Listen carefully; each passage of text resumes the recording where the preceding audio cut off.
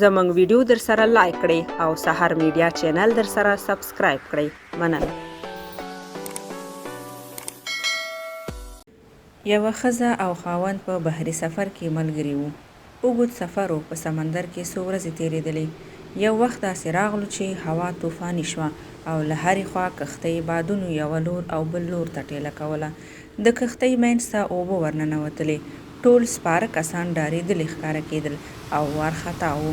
میرمن هم وډار شوه او له ډاره یې چغې وهلې. خاوند یې چې کښتۍ په یوه طرف کې و، په هغه پسې ورغله. ګوري چې خاوند یې په آرام ناست دی او داسې ښکاري لکه هېڅ چې هم نه وي. دا ورته نوره هم غوسه شوه او ورباندې یې ورچغه کړه: ته په آرام ناست یې؟ ته نه وینې چې کښتۍ په څه حال ده او خلک ټول وارخطا دي؟ خاوند یې ورته وکتل، چاقو یې راواخیست او د دې په سینه یې ورکېښود. میرمن هماغسې خبرې ورته کوي او په غوسه غوسه کې ورته غږېږي. خاوند ورته وویل: ته ډارېږې نه چې ما چاقو ستا په سینه ایښی دی؟ میرمن وویل: نه.